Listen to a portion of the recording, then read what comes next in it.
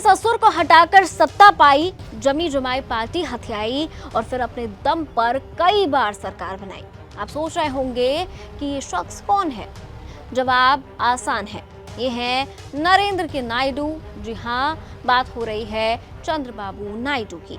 वैसे कल से अब तक सोशल मीडिया पर नीतीश कुमार और उनकी राजनीतिक पलटी बहुत ट्रेंड कर रही है, लेकिन चंद्रबाबू नायडू का अतीत भी कम चौंका देने वाला नहीं है।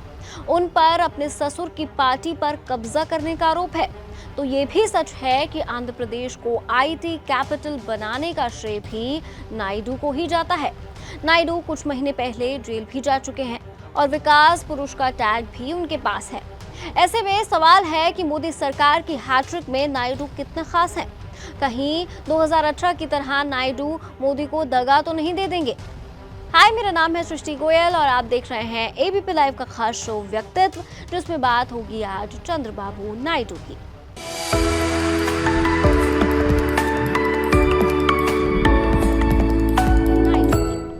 1 मार्च 2021, तिरुपति, आंध्र प्रदेश। तब चंद्रबाबू नायडू आंध्र में विपक्ष का चेहरा थे। उस रोज वो सत्ताधारी पार्टी वाईएसआरसीपी के खिलाफ एक धरने कार्यक्रम में जा रहे थे। पुलिस ने इजाजत नहीं दी। नायडू जिद पर अड़े तो पुलिस को उन्हें डिटेन करना पड़ा।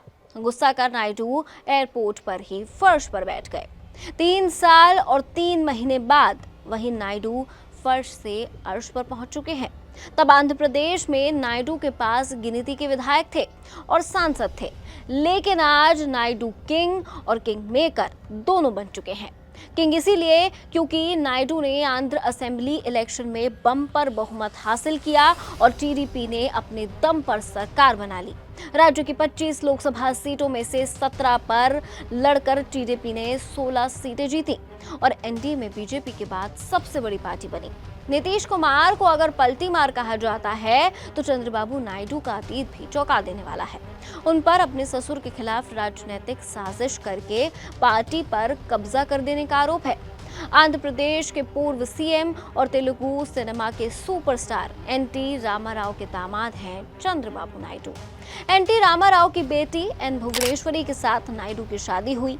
साउथ के superstar N Balakrishnan NT Rama Rao के बेटे हैं और पोते जूनियर एनटीआर का जलवा भी पूरी दुनिया देख रही है। 1982 में एक बड़ी राजनीतिक घटना हुई।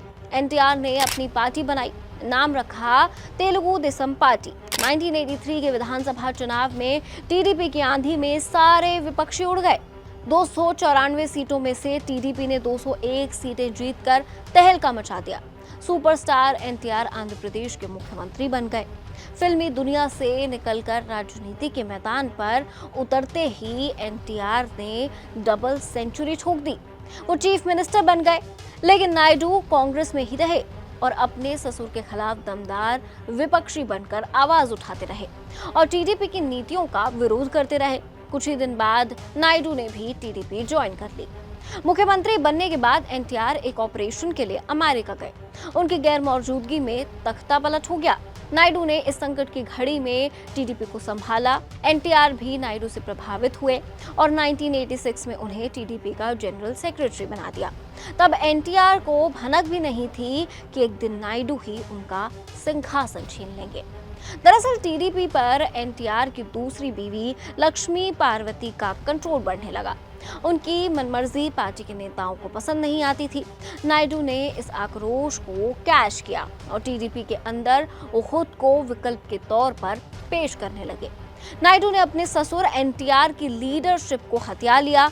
263 दिन की सरकार गिरा दी और 1 सितंबर 1995 को नायडू ने 150 विधायकों के समर्थन के साथ आंध्र प्रदेश के सीएम पद की शपथ ली।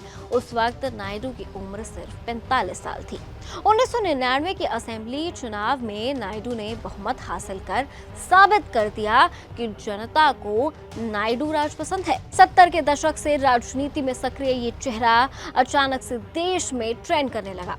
सबको पता है एनडीए की सरकार में नायडू के 16 सांसदों की क्या अहमियत है। 2019 में यही नायडू नरेंद्र मोदी के खिलाफ विपक्ष को एकजुट करने में जुटे थे। आज वही नायडू नरेंद्र मोदी के बिल्कुल बगल में बैठे हैं। आंध्र के सीएम की कुर्सी भी हाथ में है। और संभावित प्रधानमंत्री का साथ भी है। नायडू के दोनों हाथ में लड्डू है। तो कुछ ऐसा रहा है नायडू का सफर कि आज बीजेपी की सरकार बना रहे हैं। कभी ससुर की सरकार गिराई थी। लेकिन नायडू के इस पूरे व्यक्तित्व को, इस राजनीतिक सफर को आप कैसे देखते हैं, कमेंट सेक्शन में जरूर शेयर कीजिए। देखते रहिए एबीपी लाइव।